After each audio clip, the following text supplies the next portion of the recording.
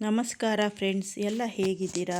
ನಾನಿವತ್ತು ನಿಮಗೊಂದು ಒಳ್ಳೆ ನಿಮ್ಮ ಹಣೆ ಬರ ಚೇಂಜ್ ಮಾಡೋ ಅಂಥ ಒಂದು ದೇವಸ್ಥಾನನ ತೋರಿಸ್ತೀನಿ ಫ್ರೆಂಡ್ಸ್. ಇದು ನಾವು ತೋರಿಸ್ತಾ ಇರೋ ದೇವಸ್ಥಾನಕ್ಕೆ ಹಣೆ ಬದಲಾಯಿಸೋ ಶಕ್ತಿ ಇದೆ.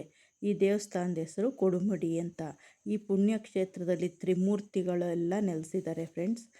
ಈ ಪುಣ್ಯಕ್ಷೇತ್ರದಲ್ಲಿ ಬ್ರಹ್ಮನಿಗೆ ವಿಶೇಷವಾದ ಶಕ್ತಿ ಇದೆ. ಈ ಕ್ಷೇತ್ರದ ನಿಯಮ ಅದು ಪೂಜೆ ಎಲ್ಲ ಪಾಲಿಸಿ ಬ್ರಹ್ಮನ ದರ್ಶನ ಮಾಡಿದ್ರೆ ನಿಮ್ಮ ಸಕಲ ಕಷ್ಟನೂ ಮಂಜಿನಂತೆ ಕರಗಿ ನಿಮ್ಮ ಕೆಟ್ಟ ಹಣೆ ಬರಹ ಎಲ್ಲ ಬದಲಾಗುತ್ತೆ ಫ್ರೆಂಡ್ಸ್. ಇದು ಕೊಡುಮಡಿ ಬ್ರಹ್ಮ ಟೆಂಪಲ್ ಅಂತ.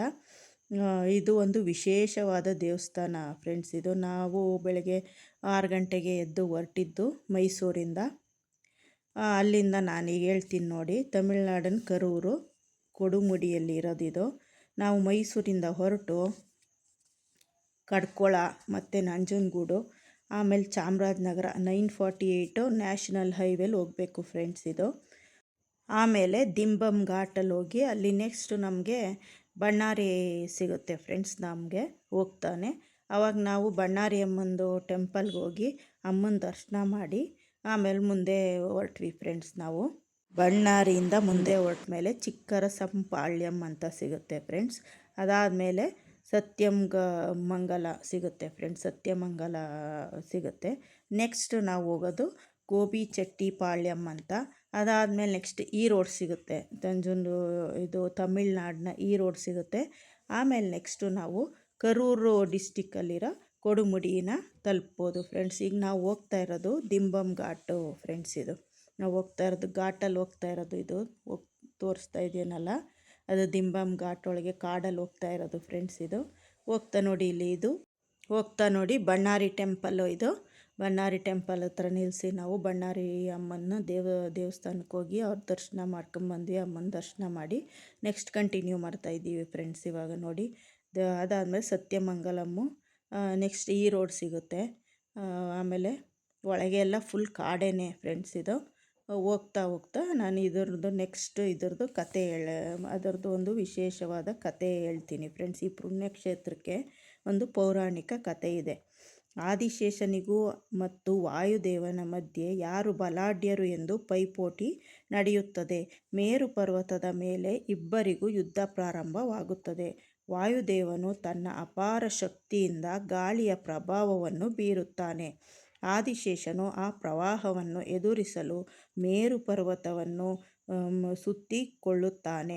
ವಾಯುದೇವನ ಅಪಾರ ಪ್ರವಾಹದಿಂದ ಮೇರು ಶಿಖರವು 5 ಭಾಗಗಳಾಗಿ 5 ಪ್ರದೇಶದಲ್ಲಿ ಬೀಳುತ್ತದೆ.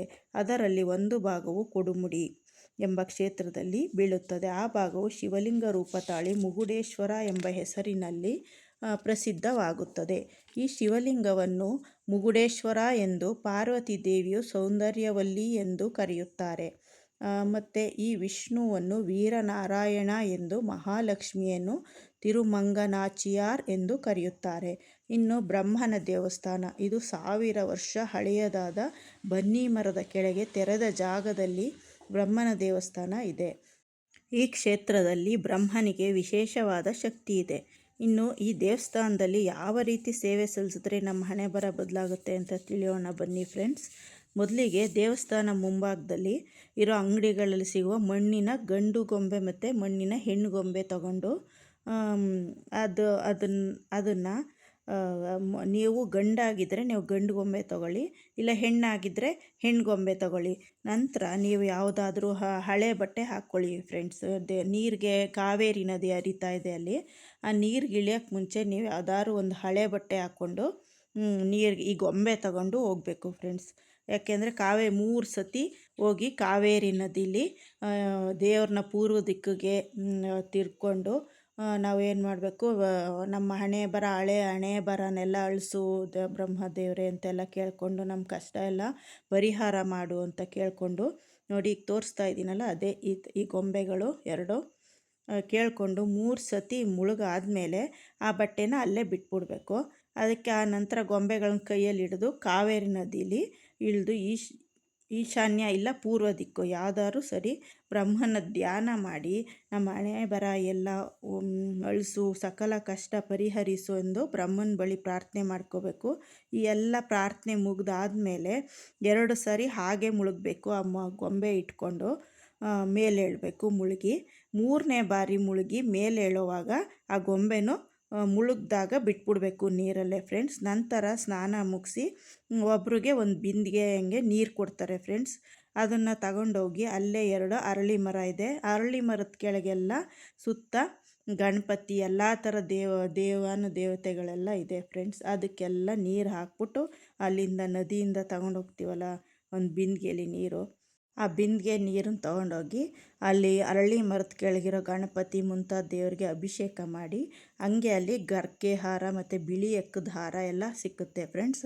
ಅದನ್ನು ತಗೊಂಡು ಆ ವಿನಾಯಕಂಗೆ ಹಾಕಿ 3 ಸುತ್ತು ಬಂದು ಪ್ರಾರ್ಥನೆ ಮಾಡ್ಕೊಬೇಕು.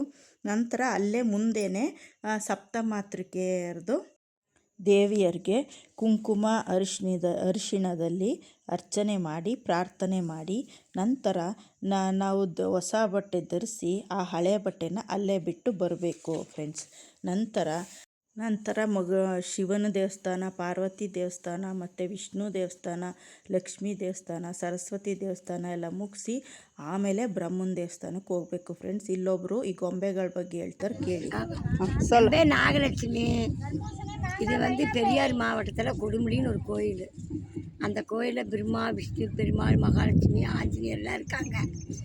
அங்கே இந்த பொம்மையை நதியில் விட்டுட்டு கற்கை மாலை வாங்கி தீபம் வாங்கி கணபதிக்கு அங்கே தரிசனம் பண்ணிவிட்டு நேராக பிரம்மா டெம்பிளில் போய் அபிஷேகம் பண்ணிவிட்டு ஒரு 1/2 பிரம்மாவுக்கு நேராக உட்காந்து 7 சுற்று சுற்றிட்டு போனால் உங்களுக்கு தொழில், பிஸ்னஸ், குழந்தை, குட்டி, கைகால் சுகம், கைகால் ஆரோக்கியம் எல்லாம் நீண்ட ஆயுசு கொடுத்து அந்த பிரம்மா உங்களை நல்லா வச்சுருப்பார்.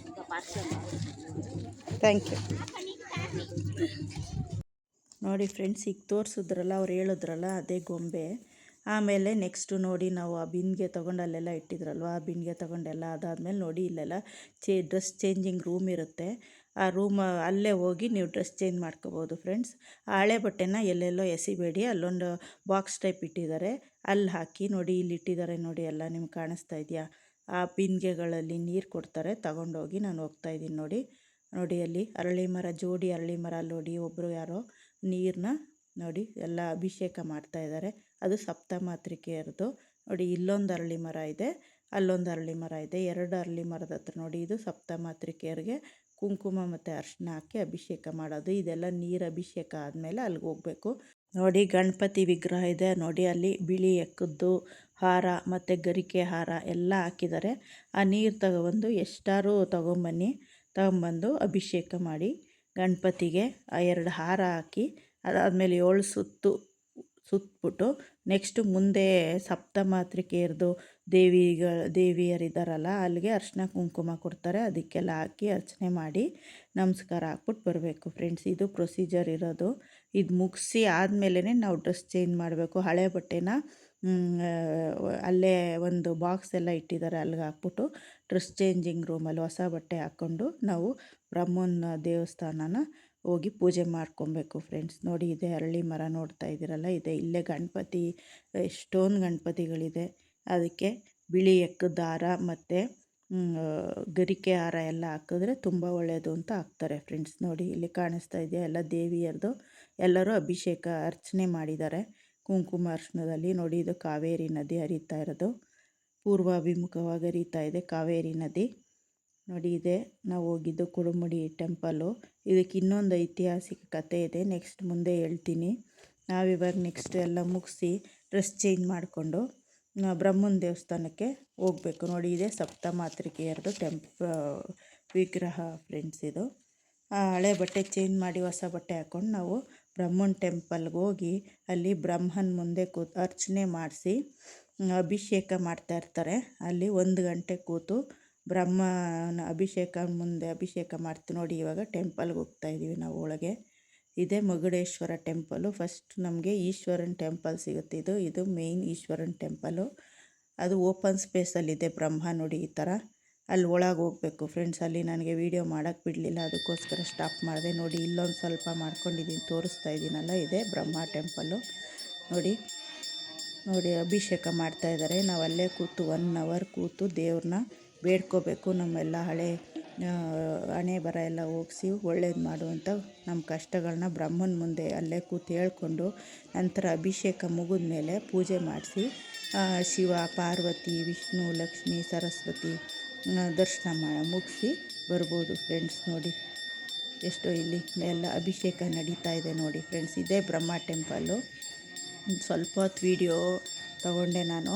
ನೋಡಿ ಇದೇ ಅಭಿಷೇಕ ಮಾಡ್ತಿದ್ದಾರೆ, ಅಲ್ಲೇ ಕೂತು ನೀವೆಲ್ಲ ಆಮೇಲೆ ಮುಂದುವರಿಬೋದು ಫ್ರೆಂಡ್ಸ್. ಬೇರೆ ದೇವಸ್ಥಾನಕ್ಕೆಲ್ಲ ಹೋಗ್ಬೋದು. ಇಷ್ಟೇ ಈ ಫುಲ್ಲು ದೊಡ್ಡ ದೇವಸ್ಥಾನ ಫ್ರೆಂಡ್ಸ್, ತುಂಬ ಚೆನ್ನಾಗಿದೆ. ಒಂದು ಸತಿ ಎಲ್ಲ ಹೋಗಿ ಬನ್ನಿ, ನಿಮ್ಮ ಹಣೆ ಬರ ಎಲ್ಲ ಚೇಂಜ್ ಮಾಡ್ಕೊಳ್ಳಿ. ಇದ್ರದ್ದು ಇನ್ನೊಂದು ಕತೆ ಇದೆ ಫ್ರೆಂಡ್ಸ್, ಅದನ್ನು ಹೇಳ್ತೀನಿ ಇವಾಗ. ಮೇರು ಶಿಖರ 5 ತುಂಡಾಗಿ ಒಡೆದು 5 ವಿಭಿನ್ನ ಕ್ಷೇತ್ರದಲ್ಲಿ ಬಿತ್ತು. ಅದು ತಿರುವಣ್ಣಾಮಲೈನಲ್ಲಿ ರೆಡ್ ಕೊರಲ್, ರತ್ನಗಿರಿಯಲ್ಲಿ ತಿರುವಾಪೋಕಿಯಲ್ಲಿ ಮಾಣಿಕ್ಯಂ, ಎಂಗೋವೈ ಮಲೆಯಲ್ಲಿ ಪಚ್ಚೆ ಮರಗತಂ, ಪೋತಿಗೈ ಮಲೆಯಲ್ಲಿ ನೀಲಂ ನೀಲಮಣಿ, ಕೊಡುಮುಡಿಯಲ್ಲಿ ವಜ್ರ. ಈ ತುಣುಕುಗಳು 5 ರತ್ನದ ಕಲ್ಲುಗಳಾಗಿ ಬಂದಿವೆ ಎಂದು ನಂಬಲಾಗಿದೆ. ದಂತಕಥೆಯ ಪ್ರಕಾರ ವಜ್ರದ ಕಲ್ಲು ಸ್ವಯಂಭೂ ಲಿಂಗವಾಗಿ, ಉಳಿದ ಕಲ್ಲುಗಳು ಬೆಟ್ಟಗಳಾಗಿ ಮಾರ್ಪಟ್ಟವು. ಲಿಂಗದ ಮೂಲವು ಮೇರುವಿನಿಂದ ಆಗಿರುವುದರಿಂದ ಭಗವಂತನನ್ನು ಮಗಡೇಶ್ವರ ಎಂದು ಕರೆಯಲಾಗುತ್ತದೆ. ಅಗಸ್ತ್ಯ ಋಷಿಗಳು ಶಿವನ ಲಿಂಗವನ್ನು ಸ್ಥಾಪಿಸಿ ಪೂಜಿಸಿದ್ದರಿಂದ ಅವರ ಬೆರಳಚ್ಚು ಕಾಣಬಹುದಾಗಿದೆ. ಇದು ಸರ್ಪ, ನಾಗರ ಆರಾಧನಾ ಸ್ಥಳವಾಗಿದೆ, ಏಕೆಂದರೆ ಈ ದೇವಾಲಯದ ಮೂಲಕ್ಕೆ ಆದಿಶೇಷನೇ ಕಾರಣ. ನಾಗದೋಷದ ಪರಿಣಾಮದ ಮುಕ್ತಿ ಪಡೆಯಲು ಹೆಚ್ಚಿನ ಭಕ್ತರು ಇಲ್ಲಿಗೆ ಬರುತ್ತಾರೆ. ಅವರು ಬನ್ನಿ ಮರದ ಕೆಳಗೆ ಸಣ್ಣ ಕಲ್ಲಿನ ನಾಗರವನ್ನು ಸ್ಥಾಪಿಸುತ್ತಾರೆ. ದೇವಾಲಯದ ಪ್ರಾಚೀನ ಬನ್ನಿ ಮರದ ಆಯುಷ್ಯನ್ನು ಅಂದಾಜು ಮಾಡಲು ಇತಿಹಾಸಕಾರರಿಗೂ ಸಾಧ್ಯವಾಗುತ್ತಿಲ್ಲ. ಈ ಮರದ ಕೆಳಗೆ 3 ಮುಖದ ಬ್ರಹ್ಮದೇವರ ವಿಗ್ರಹ ಇದ್ದು, ಬನ್ನಿ ಮರವೇ ಬ್ರಹ್ಮನ 4ನೇ ಮುಖ ಎಂದು ನಂಬಲಾಗಿದೆ. ಈ ಬನ್ನಿ ಮರದ ಎಲೆಯನ್ನು ನೀರಿಗೆ ಹಾಕಿದರೆ ಬಹುದಿನದವರೆಗೆ ಅದು ಕೆಡುವುದಿಲ್ಲ. ಅರಳಿ ಮರ ಮತ್ತು ಬೇವಿನ ಮರ ಸಂಧಿಸುವ ಜಾಗದಲ್ಲಿ ವಿನಾಯಕನನ್ನು ಒಂದು ಬಿಂದಿಗೆ ನೀರು ಸುರಿದರೆ ಮದುವೆ, ಸಂತಾನ ಭಾಗ್ಯ ಆಗುತ್ತದೆ ಎಂಬ ನಂಬಿಕೆ ಇದೆ. ರಾಹು ಕೇತು ಪರಿಹಾರ ಪೂಜೆ ಕೂಡ ಇಲ್ಲಿ ನಡೆಯುತ್ತೆ ಫ್ರೆಂಡ್ಸ್. ನೋಡಿ ನಾವು ಹೋಗಿದ್ದ ದಿನ ಅವತ್ತು ಎಲ್ಲ ಪೂಜೆ ನಡೀತಾ ಇತ್ತು. ನೋಡಿ ಎಲ್ಲ ಪೂಜೆ ನಡೆದು ಎಲ್ಲ ದೇವ್ರನ್ನ ತಗೊಂಬರ್ತಾಯಿದ್ರು ಫ್ರೆಂಡ್ಸ್. ಅಲ್ಲಿ ಕಾವೇರಿ ನದಿಯಲ್ಲಿ ಪೂಜೆ ಮಾಡಿ ಎಲ್ಲ ಥರ ದೇವ್ರುಗಳದ್ದು ಪೂಜೆ ಮುಗಿಸಿ ಅಲ್ಲೆಲ್ಲ ನೋಡಿ ನಿಮ್ಗೆ ತೋರಿಸ್ತಾ ಇದ್ದೀನಿ. ನೋಡಿ ಇದೆಲ್ಲ ನಡೀತಾ ಇತ್ತು ದೇವಸ್ಥಾನದ ಮುಂದೆ. ನಾವೆಲ್ಲ ಪೂಜೆ ಮುಗಿಸಿ ಬರೋವರೆಗೆ ಈ ಥರ ಎಲ್ಲ ಮಾಡ್ತಾಯಿದ್ರು ಫ್ರೆಂಡ್ಸ್. ನೋಡಿ ಎಲ್ಲ ದೇವ್ರನ್ನ ಒಳಗೆ ತೊಗೊಂಡೋಗ್ತಾ ಇದ್ದಾರೆ. ನೋಡಿ ಅಲ್ಲಿ ಕಾವೇರಿ ನದಿಯಲ್ಲಿ ಪೂಜೆ ಮಾಡಿ ನೀರು ತಗೊಂಡು ನೋಡಿ ದೇವ್ರು ತೊಗೊಂಡೋಗ್ತಾ ಇದ್ದಾರೆ. ನೋಡಿ ಅಲ್ಲಿ ತಗೊಂಡೋದ್ರು. ಇದೆಲ್ಲ ನಡೀತಾ ಇತ್ತು ಫ್ರೆಂಡ್ಸ್, ತುಂಬ ಚೆನ್ನಾಗಿತ್ತು. ನೀವು ನಿಮ್ಮ ಹಣೆ ಬರನ ಚೇಂಜ್ ಮಾಡೋಕ್ಕೆ ಒಂದು ಸತಿ ಹೋಗಿ ಬನ್ನಿ ಫ್ರೆಂಡ್ಸ್. ತುಂಬ ದೂರ ಏನಿಲ್ಲ, ಒಂದು 200 280 ಕಿಲೋಮೀಟ್ರ್ ಇರ್ಬೋದು ಫ್ರೆಂಡ್ಸ್ ಇದು. ನೋಡಿ ಹೋಗಿ ಬನ್ನಿ ತಪ್ಪದೆ. ಕಾರಲ್ಲಿ ಹೋಗಿ, ಇಲ್ಲ ಅಂದರೆ ಬಸ್ಸಲ್ಲಾರು ಕೊಡುಮುಡಿ ಇಲ್ಲ ರೈಲ್ವೆ ಸ್ಟೇಷನ್ನು ಇದೆ. ಕೊಡುಮುಡಿಲೇ ಸ್ಟಾಪ್ ಇದೆ ಫ್ರೆಂಡ್ಸ್, ರೈಲ್ವೆ ಸ್ಟೇಷನ್ನು. ಆದ್ದರಿಂದ ಹೋಗಿ ನೀವು ನಿಮ್ಮ ಕೆಟ್ಟ ಹಣೆ ಬರನ ಚೇಂಜ್ ಮಾಡಿ ಒಳ್ಳೆ ಹಣೆ ಬರನ ತಂದುಕೊಳ್ಳಿ ಫ್ರೆಂಡ್ಸ್. ಜೀವನದಲ್ಲಿ ತುಂಬ ಒಳ್ಳೆಯದಾಗುತ್ತೆ. ನಾವು ಅದೇ ಕಾರಣಕ್ಕೆ ಹೋಗಿ ಬಂದ್ವಿ ಫ್ರೆಂಡ್ಸ್, ಒಳ್ಳೆಯದಾಗಿದೆ. ನೀವು ಹೋಗಿ ಬನ್ನಿ, ಎಲ್ಲ ನಿಮ್ಗೆ ಒಳ್ಳೆಯದಾಗಲಿ. ನೋಡಿ ಈ ಥರ ಡ್ಯಾನ್ಸ್ ಎಲ್ಲ ಮಾಡ್ತಾಯಿದ್ರು. ಆ ದೇವಸ್ಥಾನ ಮುಂದೆ ಏನೋ ಸ್ಪೆಷಲ್ ಪೂಜೆ ಇತ್ತು ಅವತ್ತು ನಾವು ಹೋಗಿದ್ದ ದಿನ. ನೋಡಿ ಈ ಥರ ಎಲ್ಲ ನಡೆಸ್ತಾಯಿದ್ರು ಫ್ರೆಂಡ್ಸ್. ನಾವು ಇನ್ನೂ ಮೈಸೂರಿಗೆ ಪುನಃ ವಾಪಸ್ ಆಗಬೇಕಾಗಿತ್ತು, ಅದಕ್ಕೋಸ್ಕರ ಇನ್ನೂ ಲೇಟ್ ಆಗಿಬಿಡುತ್ತೆ ಅಂತ ನಾವು ಫುಲ್ಲು ಜಾಸ್ತಿ ವೀಡಿಯೋ ತಗೊಳಕ್ಕಾಗಲಿಲ್ಲ ಫ್ರೆಂಡ್ಸ್. ಅದಕ್ಕೆ ನೋಡಿ ಒಂದು ಸತಿ ಹೋಗಿ ಬನ್ನಿ, ನೀವು ನಿಮ್ಮ ಹಣೆ ಬರ ಎಲ್ಲ ಬ್ರಹ್ಮ ಚೇಂಜ್ ಮಾಡಲಿ ಅಂತ ಹೇಳ್ಕೊತಾ ಇದ್ದೀನಿ ಫ್ರೆಂಡ್ಸ್. ನೋಡಿ ಎಲ್ಲ ಚೆನ್ನಾಗಿದೆ ಟೆಂಪಲ್ಲು. ನೀವು ಒಂದು ದಿನ ಟ್ರಿಪ್ಗೆ ಹೋಗಿ ನಿಮಗೂ ಒಳ್ಳೆಯದಾಗುತ್ತೆ ಫ್ರೆಂಡ್ಸ್. ನೋಡಿ ನನ್ನ ಪೂಜೆ ಎಲ್ಲ ನಡೆದಾಯಿತು ಫ್ರೆಂಡ್ಸ್. ಆಮೇಲೆ ಟೈಮಿಂಗ್ಸು ಬೆಳಗ್ಗೆ 6:30 12:30ವರೆಗೆ ಫ್ರೆಂಡ್ಸ್. 12:30ಗೆ ಕ್ಲೋಸ್ ಆಗಿಬಿಡುತ್ತೆ. ಪುನಃ ಮಧ್ಯಾಹ್ನ 3:00ವರೆಗೆ ಓಪನ್ ಆಗೋದು. ನೀವು ಟೈಮಿಂಗ್ಸ್ ನೋಡ್ಕೊಂಡು ಹೋಗಿ ಫ್ರೆಂಡ್ಸ್.